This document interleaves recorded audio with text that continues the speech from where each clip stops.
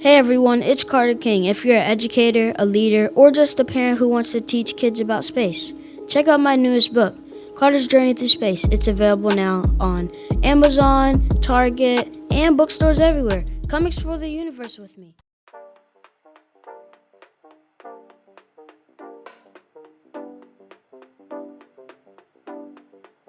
Welcome to another episode of the Contagious Culture Podcast. I'm your host, Kyle King, and the goal of this podcast is simple: to help you create environments where people thrive. Through real conversations, practical strategies, and powerful stories, we equip leaders, educators, and change makers just like yourself to build cultures rooted in purpose, performance, and authenticity. Because culture isn't something you talk about, it's something you live. This is the Contagious Culture Podcast. Let's get started. Welcome back to another episode of the Contagious Culture Podcast. I'm your host, Kyle King. We're here again with my man, Dan. But look, today we are really excited because we have somebody on here that is doing just absolutely exceptional work. When you think about the word or the definition of change agent, when you think about somebody that is truly transforming how businesses not only operate, but how they're leveraging their ability to optimize their systems, their processes, and their personnel to being able to accelerate their businesses to help other people, then the woman that we're going to be talking to today is going to be talking about all of these great things that she is doing. Our guest today is Catalina Parker, co-founder and CEO of Relatable Nonprofit, where she helps former nonprofit professionals build consulting businesses with clear positioning, practical pitching, predictable income, and boundaries, that big B word, that protect their life.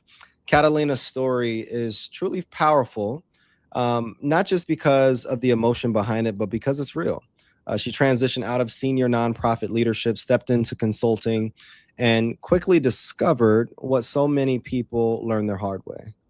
That nonprofit experience teaches you how to lead programs and how to create impact. But it usually, like we see all the time and like we talk about here on the Contagious Culture Podcast, it usually doesn't teach you sales. It doesn't teach you pricing. It doesn't teach you marketing or how to really build a business foundation. So we're super excited for another episode of the Contagious Culture Podcast, where we help you create ecosystems where your employees and teams thrive. Catalina, how are you doing? Oh, I'm great. That was a beautiful intro. Thank you, Kyle. Maybe one of the best ones I've ever had. Thank you. I'm Of like, course. whoa, who is that person? It is well deserved. It is well deserved. And, Dan and I, we've been literally stalking you online for a little while. We're kind of fanboying, I guess, because the work that you're doing is truly exceptional. You bring thoughtful voice around something we both deeply care about. And you're building success in a way that I think that a lot of us don't understand, that it's building success in a way that doesn't cost you your peace. It doesn't cost you your family. It doesn't cost you your health. But for people meeting you the first time, who are you and what is Relatable Nonprofit? Oh gosh, that's a loaded question, right? I think you summarized it beautifully. It was about 5 years ago that I realized everything I had worked my whole life for really was not the version of success that I truly wanted. So, I had my dream career. I was working in a $500 million private grant making foundation, going to ribbon cuttings and literally handing out checks, millions of dollars to all these incredible nonprofits. It was like my dream job, right? After working inside nonprofits forever, to be able to give away money on the other side was just like, wow. And I worked really hard to get there, but I realized that once you get to the top, it's like, okay, where do I go from here? I could make another lateral move to another foundation. I could go back and work inside nonprofits. But you're really limited. And for me, I felt kind of like my career has not ended, but definitely plateaued. And I'm always thinking about what's the next, what do I want to do next? How can I be better? So that part was really it just defeated me. I was so depressed and I was like, I can't stand this job. And it was a very comfortable situation, the kind of situation where you're making tons of money incredible benefits. Like I could have stayed there and retired at 45 if I wanted to. Wow. So everybody around me was like, why are you unhappy? Like, you should feel lucky and grateful that you have this situation. Like, why are you like basically being a baby in the corner, pouting over here and complaining? And I was like, this just isn't the life I want anymore. I had recently become a mom and I felt like just my priorities shifted. Like, yes, I love my career, but I also love my family. And this is the kind of situation where me being gone all day, I remember leaving my daughter with our nanny before the sun would come up and then coming home when the sun was down, dark. And I'd spend like an hour with her at night. And I'm like, basically missed the whole first year of her life. Somebody else was raising her. So that just wasn't working for me anymore. But I started having all these health issues. That was really kind of the wake up call for me. It was like, okay, yeah, if something feels wrong here, but I didn't really know something was wrong until my body started telling me I was having panic attacks. I had to have this major surgery. All these different things kind of came, and just really this kind of dissatisfaction with my life, that I wasn't living in alignment with what I really like valued, really is what it came down to. So that was 5 years ago. I can't believe it. And now I pinch myself every day. I mean, it sounds hokey, but I'm like living by the beach. I get to be with my kids whenever I want. Like, we help incredible people, these consultants just like me. And it feels like such a gift to be able to literally go back and help like a former version of myself. It's such a gift. And I can't believe this is my life. I love that introduction because it's not just thoughtful in your response. It's authentic. It's vulnerable. And that is one thing that I appreciate about your brand as well, is that you're really telling the story, one, like it is, but then you're really being thoughtful in your approach on how you're helping other organizations as well. Let's walk back to that moment that you started this new work.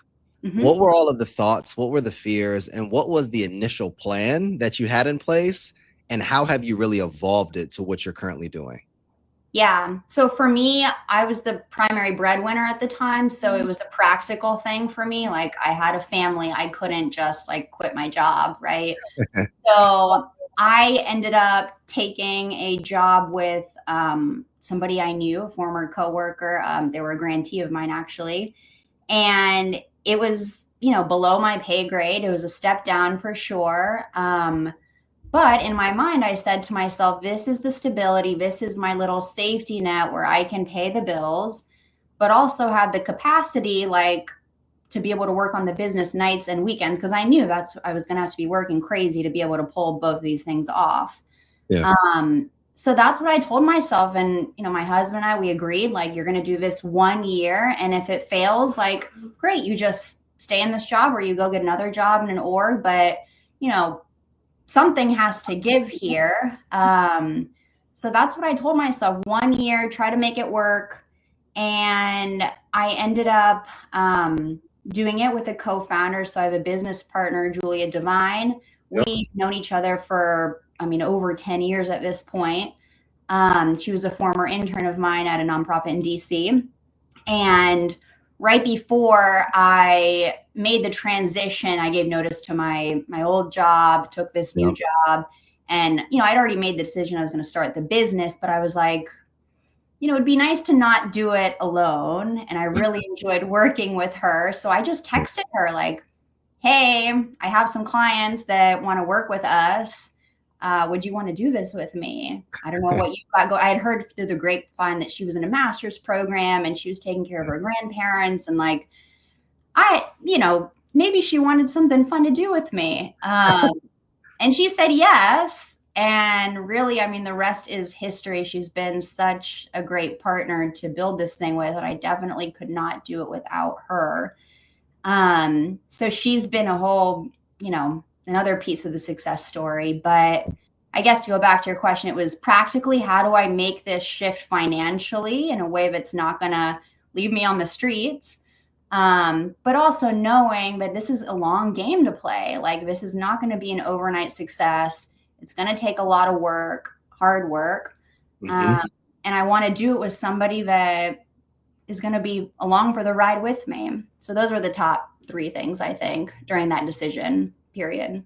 No, I appreciate you sharing that as well and taking us through the thought process and the emotions that went into it. When you think about this evolution, Mhm. and for somebody that is listening in right now, what do you do now? Like, how are you actually helping organizations, and what is the frameworks or way in which you help these organizations accelerate? Yep. So when we started consulting almost the 5 years ago now, we were doing everything for organizations because we had learned so many different things. Like my experience was in digital marketing. Julia's experience is in fundraising. So we kind of blended those things, but everybody knows working in a nonprofit, you kind of get involved in everything. Literally everything. So we thought like, oh, let's just offer everything we know how to do. And it worked, right? I mean, it got us to six figures relatively quickly. But we also started realizing, we don't really enjoy doing SEO work, or, I don't really want to do like email marketing for these, or I don't want to do, prospect research. So it was this learning process of figuring out and accepting, like, just because we can do a lot of things doesn't mean we should do a lot of things, and really getting clear on what do we enjoy doing, and also, what are we good at doing, what are our natural talents. So we eventually ended up niching down to doing CRM database support, so doing migrations for orgs, training teams on how to use these systems because there's a lot of turnover, cleanup, all of these kinds of things database related. And we had partnerships with some of the big CRM companies, and we'd work with them to help retain clients for them. So it was like this win-win partnership for both. And that's what we did in the early years. And we started our consultant mentorship program 2 years ago now, alongside the consulting business, because we had people asking us, how did you make the transition? We had a really hard time finding a roadmap. Like you go on there and you try to find everything you can about business building, right? But we hired a business coach that knew nothing about nonprofits. We joined communities that were like great, made us feel good. You met other consultants, but it was like, there was no roadmap. There was no structure. We joined the free Facebook groups, the LinkedIn, networking calls with we tried everything. And we were just like, there's no easy way to do this thing. So it's like, could we help other people do this? And that's really, these two things started to coming together, people asking us how we did it, and then us realizing, wow, there's a real need here. And really, what if we could help even more nonprofits in the long term by training these consultants to serve those orgs? Because our impact would be much greater. Working with a consultant on average has, anywhere from 3 to 8 clients. Exactly. So the impact could be even bigger. So we just we came up with this product idea for our mentorship program, which is a coaching community for consultants. And we went all in on this second business, if you want to call it that, or second product last year. So now this is all we do. We've winded down the consulting business just to focus on the mentorship program. Let me ask you this, Catalina, because you said something earlier, and people get me with this question all the time, because I think with high achievers and people that have achieved a lot and we're driven, we're focused, we step over those big milestones that you just mentioned earlier. You were like, earlier in your career, when you were connecting with your partner, you grew to 6 figures quickly, and then you kind of just one thing led to another. But let's back up. For someone listening right now, how did you grow to 6 figures quickly? Because a lot of these consultants, and me and Dan talked to them as well, it's like 6 figures is the first milestone, and then everybody thinks that it's just, you just go from 6 to 7. Like there's a lot of steps to be able to get there. It's not as easy as Instagram and TikTok make it seem. But what were your foundational steps, or what were you doing to be able to at least get to that first 6 before you really started to refine what you were doing? Yeah, great question. So for us, it was reaching out to our network. That was where most of our first clients came from. I mean, I had a pretty large network, Julia did, and we just literally, I went through my LinkedIn profile and was like, who can I reach out to? And I sent like a little opener. Hey, so and so, like, I know we haven't talked in a couple years, but I'm up to this. I'd love to hear what you're doing. You want to get on a call? And, nonprofit work is all relationship based. So they would be happy to get on. And, sometimes they'd be like, oh, yeah, my org needs help. Other times it would be like, no, we don't, but so and so I know does. So I would get the second degree connection. Other times it would be like, nice to catch up. Like, thanks for the book, Rex, or whatever. It would go nowhere. But that was really, it was probably a list of maybe 200 people in a little Google Doc that I would just go through and follow up. And those were our first clients. So aside from engaging the network, the second part of it was building offers that were priced well and structured clearly. So, it's relatively easy to offer things like, well, I won't say it's relatively easy, but it's like somebody comes to you with a need. We had no idea what to price. Like, we didn't know the average hourly rate for a consultant. We had no idea how to scope projects. We made so many mistakes, like over delivering on, like, I remember one CRM project we quoted like $3,500, and I didn't know, but they actually had like 4 other Excel spreadsheets over on this side that nobody ever told me about. And I had, because we made the promise and the initial proposal and the scope that, yes, I'm going to migrate everything for you, but it actually ended up being like 20 hours of extra work for me, which I was unpaid for. So things like that, just learning how to scope properly, price properly, the packaging piece. That's really, once we had those 2 things in place, the 6 figures was easy, because it's really just a matter of, well, finding people that can afford your rates. 90% of nonprofits have budgets of less than 50K in revenue. So, knowing to pre-qualify people before you even talk to them is a big one we learned.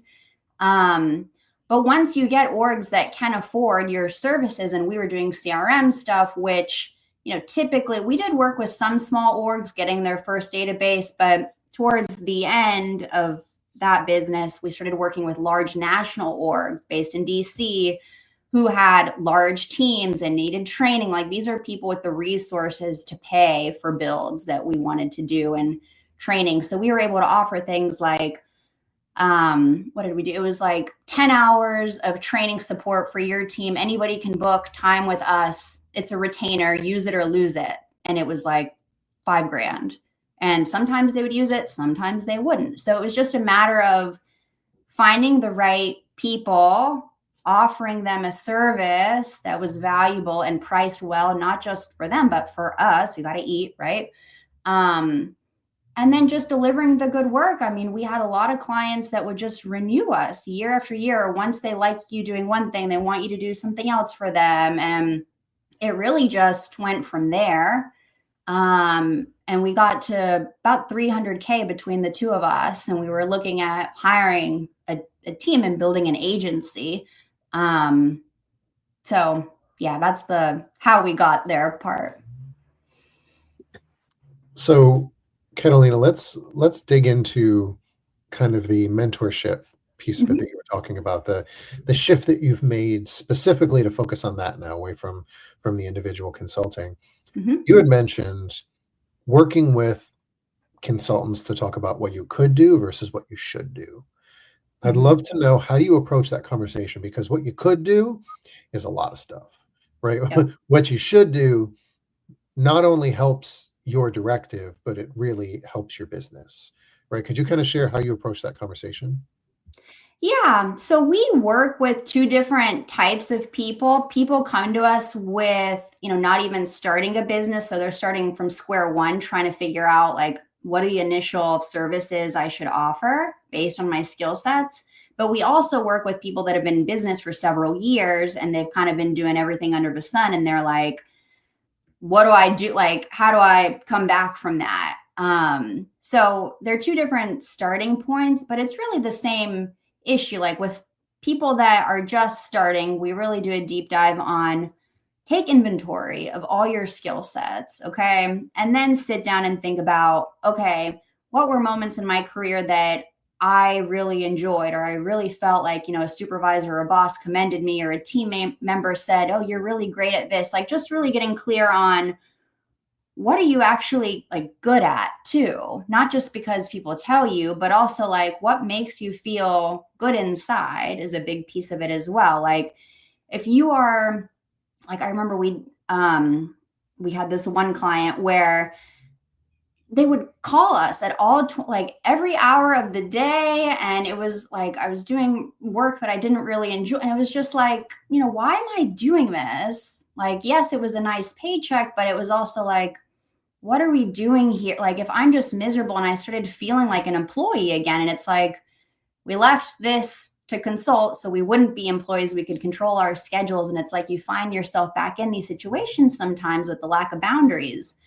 So it's also getting clear on that and pushing people like, again, just because you can do something doesn't mean you should. Or, how are you just step back, and how are you feeling when you're actually doing this work? Like, do you feel like you're in a flow state when you're putting together, the research packet, or, does it feel like this is really hard, a heavy lift, and like, it shouldn't feel hard. Like that's how like it's not working, is when it feels really heavy. And there's a difference between like learning, the ropes and it feeling hard, because anything new just feels hard because it's different.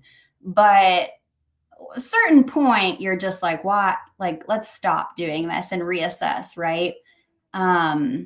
So yeah, it's just pushing people to really be present and reflect on what do you want to do? Because the goal here is to build a career that lasts you forever, not like a short-term thing where we see a lot of consultants, they go into consult and then they realize, oh, I'm going to go back into a job. Then they might go back to consult and try it again. It's like, we want this to be a forever career for people because it can be really great. So we definitely don't want, and a lot of people fail, which is the worst part of it, and they have to go back into a 9-to-5 just to make money.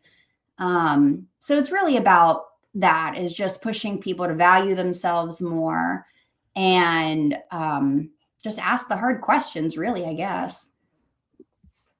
You mentioned something about boundaries, and I'll get to that part later. But I really enjoyed, or not really enjoyed, but I noted something you talked about. There's a lot of people that fail. Yeah. Mm-hmm. Right. And there are people that also are highly successful, right? Mm-hmm. In consulting. And I think to myself, if anyone looks on their LinkedIn in the nonprofit field, everyone's consulting. It feels like everyone's doing something, Mm-hmm. right? Mm-hmm. And some are niche, some are really faith-based, right? Some are Mm-hmm. content heavy, but you're like, well, what are you actually consulting? Can you kind of talk, what are you seeing? Do you feel like the waters are muddy and everyone's trying to do it? Do you feel like, there's opportunity for everyone, but they should be more niche? Like, what's your institutional insight to this? Yeah, it's a great question. And we actually just completed this survey. We had almost 400 consultants complete it last year, and we released the findings in January, mid-January, I guess. And found that really it's not so much about, and you're right, it's like you go on LinkedIn and if your feed is full of other consultants that you're friends with, like obviously it feels like the market is saturated. But in the survey results, we actually found that was not the case. And I'm going to get the percentage wrong. It was like 84% of people said that they believe that consulting work is going to increase and continue to be around. They don't feel a sense of competition. They don't feel a sense, because I believe, there's like, 1.9 million nonprofits in the US. Like there's more than enough work to go around. Like, and each consultants are typically solo shops. Or we find that obviously there are people that grow agencies and teams or whatever, but the people we work with are mostly solo shops. And you only need, again, 3 to 8 clients really to sustain a workload that's reasonable and make the kind of money you want to be making. So it's like, do the math, 1.9 divided by, 3, you call it 5 clients. How many, like there's more than enough work to go around, I believe. And in my experience, consultants are just so generous with their time. I mean, people in our community are always sharing work with each other, because it's like, if you're niche down to certain field, like you want to be known and you want to be an expert in one thing, ideally, right? You want people to know who you are, what you do for referrals, and obviously other marketing. But if you have such a strong reputation, like this is the go-to planned giving person, or this is the go-to, whatever, people will remember that and send you work. And then one day they're going to need to send somebody your way because maybe they're offering something that's adjacent to you, like fractional CFO services or COO services. Like I see it happen all the time where there's a lot of referrals going on. With that said, a lot of people just stick to referrals and they don't have other streams of leads coming in, which can really be bad for stability and building your pipeline of work. But yeah, I would say it's a common misconception that people think the market is saturated. And that's what we do encourage people to niche down. So it's like, so-and-so isn't just like the strategy person, like they're the major gift strategy, something like that that's more memorable. Have you felt like the community that you've created in being kind of consulting guides has created a really strong referral network for all of the people in it? Absolutely. Yeah. We've had almost 100 people go through our program. I think we have like 65 active members right now. And they're all, they're mid to senior level people. So these are people that have worked anywhere from like local organizations and their communities all the way up to international organizations, all kinds of areas from animal rights to working inside government sometimes, like just runs the gamut really in terms of skill set and experience. And they're just very, giving people. It's a beautiful thing to see. And they recognize like, it's okay to say no. Like just because you can do, whatever it is doesn't mean you should do it. And, maybe it's actually better for somebody who can like go under you as a subcontractor. We see that a lot. So it's almost like white labeling. Like you're not actually like, it looks like you're doing the work, but it's actually somebody else that's doing the work. And that, in the end gives a better result to the client too. Hey, it's Kyle. Sorry to interrupt your programming, but I got a quick culture check for you. How's your team's energy right now? I mean, literally, right now. Are people feeling inspired? Or are they just showing up? See, here's the truth. Culture doesn't change because we talk about it. It changes because we live it actively every single day. And that's what I help organizations do. Build contagious cultures that people actually want to be a part of. Through keynote talks, interactive trainings, and hands-on consulting, I help leaders transform the way their teams connect, perform, and grow. So if your culture needs a little bit of spark, let's light it up together. Visit theculturelab.org, again, theculturelab.org, or connect with me directly on LinkedIn at Kyle S. King to learn more about how we can work together. Because remember, your culture is contagious. Make it worth catching. Catalina, I love this conversation for so many ways, and so many reasons. And walk me through, let's say I'm a new consultant. It's day one for me. Mm-hmm. I leave my nonprofit after I've been working there for 10 years. I've never been in consulting. I have nowhere to start. I'm super scared. I have some money saved up for the next 3-4 months. But I really want to make this consulting business work. Where do I begin? What's my first few steps?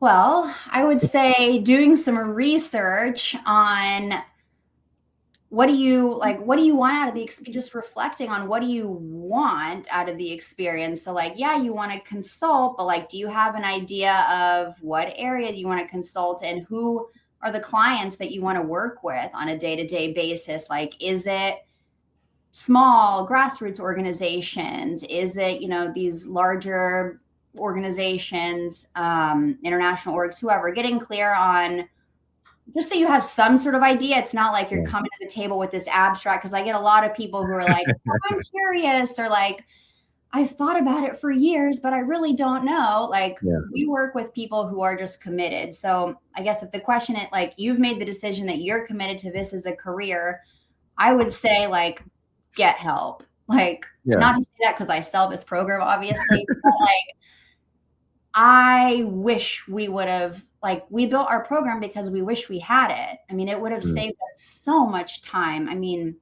years of time and just trial and error that not only time, but it's like expensive too. Because if you screw up this one thing, then you do like that as well. So I think I get a lot of like, oh, I just want to DIY. I want to try it myself for a while and see how it goes. Like, that's fine. But like, time is also money. So like, you might be saving dollars, but you're losing time where you could be making more money.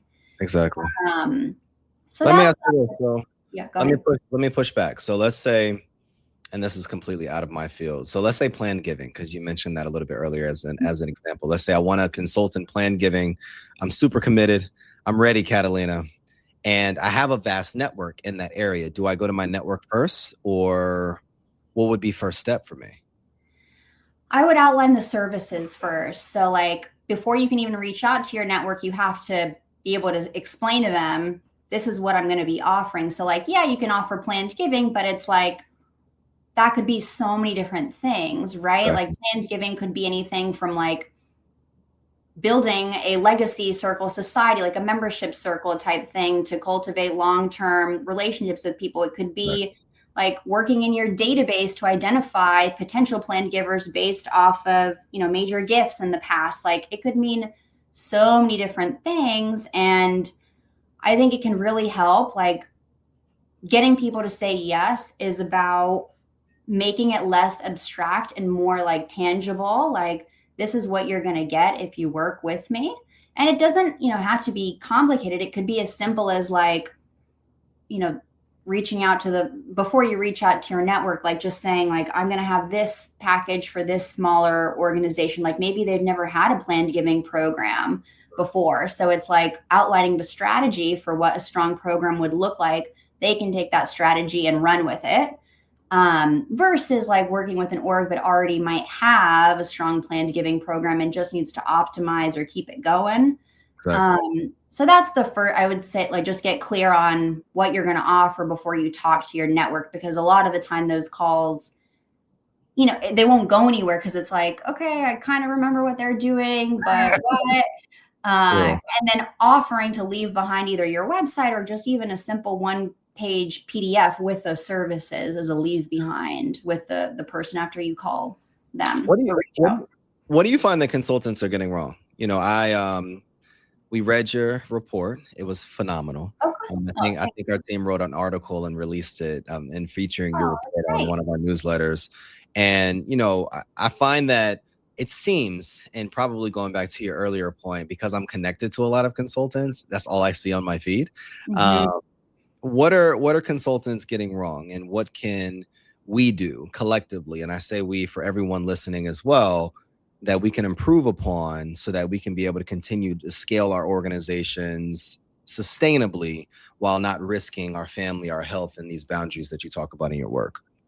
Yeah, I would say, because again, like my experience has been, you can get pretty far with just like figuring out your services on your own, figuring out like the referral piece. But where I see a lot of people get tripped up is building the pipeline. So when I say pipeline, it means the sales and the marketing system behind your business. And again, it can be misleading because you see all these talking heads on Instagram or whatever talking about like, click funnels and like launches and all this crap. It's like just a bunch of racket. Like you're just a service provider. You need 3 to 5, 38 clients, whatever. Like this is not a quantity game. Like this is a quality game for consultants. So I think people just get the wrong advice a lot of the time. Like one of the first coaches we hired, he was pushing selling through DMs, and we tried it. First of all, it's really hard to sell through like nonprofit people, their relationship. They're different. Just not good. And we had very, some success, but like also a lot of not great experience. And it would just take so long. And it was like, we just took this advice from this person who knows nothing about our buyer. That's good.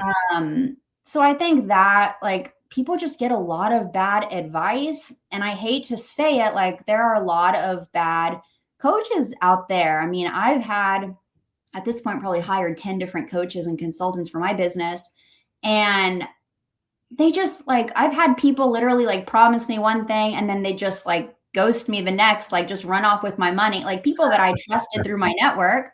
Or again, and they're just, I don't want to say bad people out there, but like the coaching industry has really exploded post COVID. And it's like everybody and their mother can call themselves a coach nowadays, is what it seems like. I mean, I see all this stuff out there and I'm like, what makes you even qualified to be a coach? And Julie and we have actually been thinking like, well, should we actually get like a coaching certification from, an accredited school or something to back up? But then I'm like, but we've had like real experience. Like, isn't that more valuable in a way? Like just teaching people from our own lessons and experiences rather than just like studying out of a textbook. So anyway, I'm rambling right now. Oh, no, you're right there, Catalina. You're definitely speaking what Dan and I talk about all of the time. I think it's a necessary conversation because it's unfortunate that we live in a day and age where it's not about who's best anymore. It's about who's most noticed. Yes. And I love what you mentioned earlier in regards to all of this noise about sales funnels and this and that. And it's a quality game, not a quantity game. I love that perspective that you have because there's a lot of noise out there and everyone's a coach and everyone's a consultant and everyone knows everything. But then when you pull back the resume and the results and the relationships and the recommendations, does it tell the same story? Exactly. My question for you though, is as you think about everything that you've done and for the nonprofit leader that is in transition, they want to really step into this work, but they're scared. They're a little bit fearful, but they're listening right now. What would you want them to hear? Do it scared. I mean, maybe that's a little too blunt. I mean, I was terrified. We're all terrified. Like, that's the thing. Like, nobody really knows what they're doing. Even if they think, like, to your point, like, it looks all glamorous or whatever from the outside, like, they have struggles just like everybody's human, right? Like, and I mean, there are things I do all the time still that I'm like freaked out. Like, is this the wrong thing, the right thing? Like, you truly don't know until you do it. And I would challenge people, like, you're never going to feel ready. Honestly, like, there's never a perfect time. There will always be something. And you just kind of have to do it. And, for me, like, I tell myself, well, worst case scenario, like I do that, you have your little backup plans or whatever. That's fine if that makes you feel better. But it's also like, how much longer can you afford to keep waiting or staying stuck? It's like in a dead end job that sucks the life out of you, like missing moments with your family. Like, how much longer can you afford to do that? Is the bigger question I would want people to reflect on. And it's like, I don't want people to wait to the point where I was at, where it's like you're having health issues left and right. You can barely function without meds. Like, I don't want that for people. And I wish I would have gotten clear about like what I wanted sooner and like taken action. I honestly waited probably 2 years too long before leaving because I was scared and I didn't want people to judge me. And everybody was in my ear again. You're so lucky, blah, blah, blah. Like, you're stupid for even thinking about leave. Like, sometimes you just have to do what you feel is right and not really listen to the other people. Catalina, something I've been looking into and something I've enjoyed kind of writing about lately was about high character traits and low character traits. Oh, and interesting. Low character traits are what I would call the bad actors, the things that they do, right? And I've worked the majority of my career in higher ed, and there are a lot of consultants at big companies that come in and are like, here's a sheet of donors. And then you look them up and you're like, this is nothing, or you should do this. And then or they meet with you once when they're, Yes. it is. And not to say they're bad actors, but it's low character traits, right? Because even though you're doing the work, you're an individual and you can choose. So I'm curious, when you think about high character traits as a consultant, when you're coaching your consultants and you're talking with them, can you talk about maybe 3 to 5 high character traits that you're either looking for them to have or you're looking for them to absorb and implement in their work? Yeah, it's a great question. I would say number one is willingness to learn. So people that come into it being okay with being wrong sometimes, or okay with just being presented another way to look at it or another solution, or just being open to listening and just, not shutting out other perspectives and realizing like some people maybe know better than I do. So I'd say the commitment to learning, commitment to just showing up. Consistency is a big thing. We tell people if you have a valuable skill set, you just need to show up and you're going to be successful. Like show up and do what we teach, you will be successful. We've seen it time and time and again. Where we see people fall off would be when they don't show up, or like they're very active in the beginning of their journey and then they just kind of fall off for whatever reason. Life happens, like, and we get that, but it's like you got to get back on the horse if you want to actually make this thing successful. And then you said one more. I would say courage probably is the last one. Again, like it's scary, like, and you're dealing with fear, you're dealing with high emotions, you're dealing with guilt, you're dealing with like so many different things. But I always like to tell people like that's data, like how you're feeling, it's a data point. And it's also like pushing people to actually look at the numbers within their business too. So like putting aside the emotions for a minute, like, okay, you might feel like stressed out by this client. Why do you think that is exactly? And eventually when you start digging into it, we find a lot of people just have bad scopes set up, or, they haven't had a clear onboarding process to make sure the client knows the communication expectations, all these things. So it's like setting aside like acknowledging your emotions, but setting them aside and really making decisions based on data and not being afraid to push more or less depending on what the data says. I don't know if that makes sense, but I would say that's the last one, reflecting more on data. I love how you mentioned data. We find that a lot of times we're making emotionally led decisions rather than data-driven decisions. Dan gets on me because even as entrepreneurs and big thinkers, big visionaries, when something doesn't go exactly how we plan, we have to sometimes sit in that discomfort and be patient and be strategic rather than pivoting before it gives it time to really be able to marinate. But I want to switch it up really quickly. And I want to do a rapid fire exercise where I'm gonna say a statement and you just say the first thing that comes to your head. Okay. Are you ready? So what's one word you want people to feel after working with you? Confident. Do I elaborate or no? It's just no, not yet. All right. What's a nonprofit consulting myth you want to kill forever? I think what Dan said, like there's too much competition, not enough work to go around. I think if anything, work is increasing now. I mean, just seeing turnover rates as they are, and people are looking for other ways to stay involved in the sector. It's a great alternative. And I think it's really, this fractional model, if you want to call it that, where senior professionals are partnering with more middle level, lower level staff inside. I think that's what we're going to be seeing more and more, because the sector just can't afford to keep these higher level people. Sorry, that was too long. No, it's all good. That's all good. I wasn't going to cut you off. You talked about this earlier. What is one boundary every consultant should set immediately? Oh gosh, learn how to say no. I do want you to expound on that one. That was a big one for me. I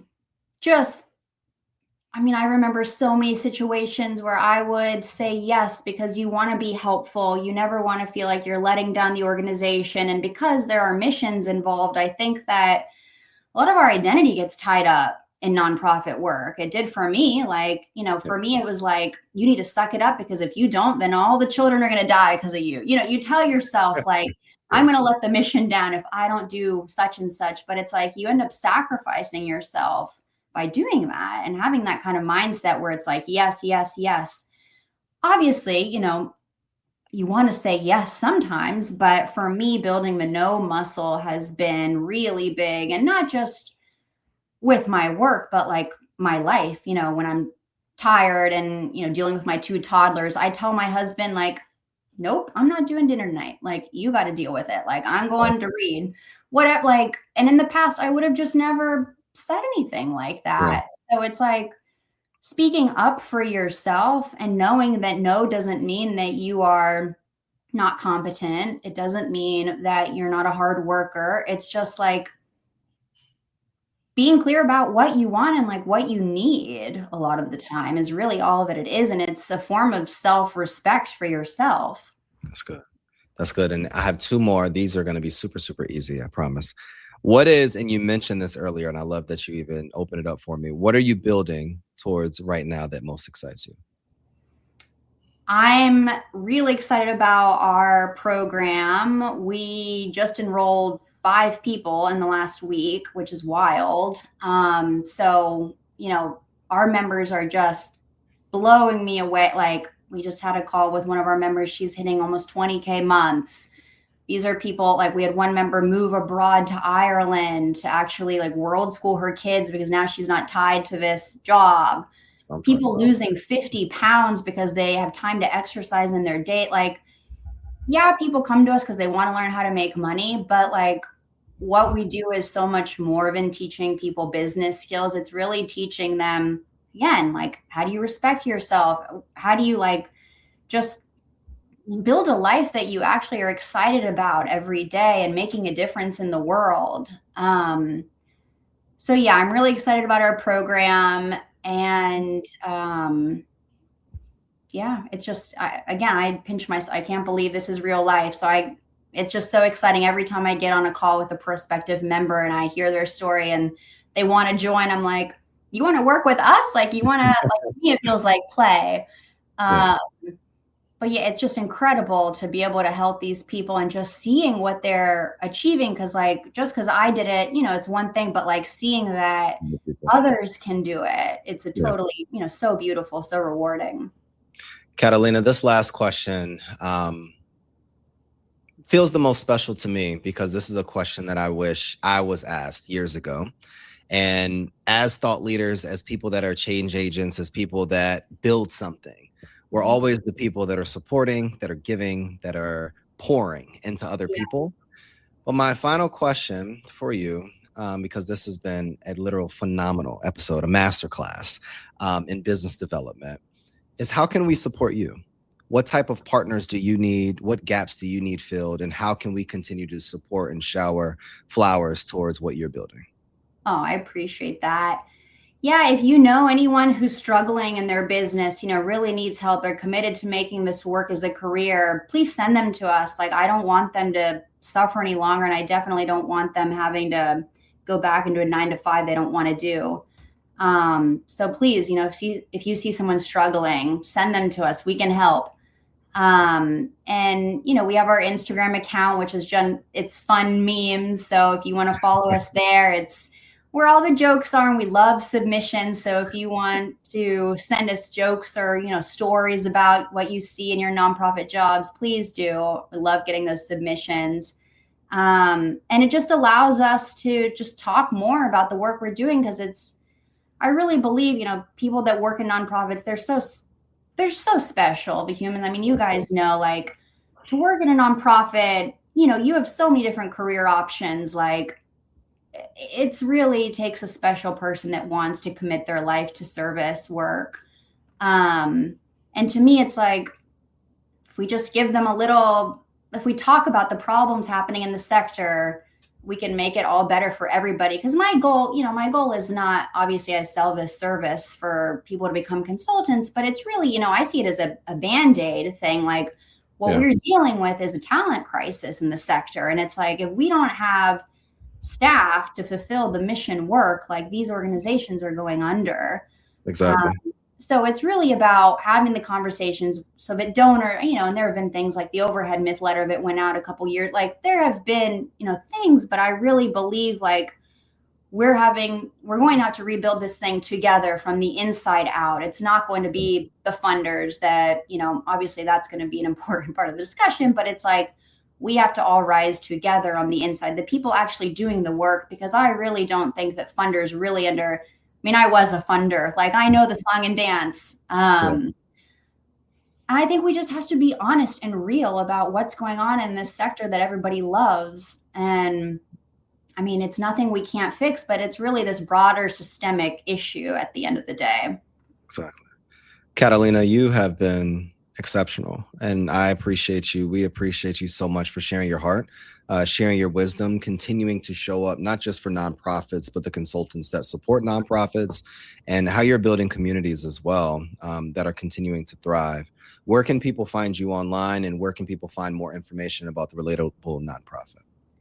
Yeah, our site's relatablononprofit.com. We're on Instagram, relatable_nonprofit. I'm on LinkedIn. That's probably where I'm most active, just Catalina Parker. Send me a DM. I love to talk to people. I think that's it. Anybody listening, one of the questions that we always ask at the end of our episodes is, what type of culture are you spreading? Catalina is spreading a culture of connectivity, of sustainability, of leadership, and of boundaries in your organization so that you could really build something impactful, but intentional in the same time. This is another episode of the Contagious Culture Podcast, and we appreciate you. If you like this episode, if it resonated with you, we want you to like it. Thanks for tuning in to the Contagious Culture Podcast. If this episode challenged or inspired you, hey, take a second to share it with someone who's building culture in their world. Make sure to like, subscribe, and leave a review. It helps more leaders, educators, and change makers just like yourself join the movement. You can connect with me on LinkedIn or YouTube at Kyle S. King for more tips, tools, and methodologies to be able to help you create this ecosystem of absolute excellence. Until next time, lead boldly, live intentionally, and remember, your culture is contagious. Make it worth catching.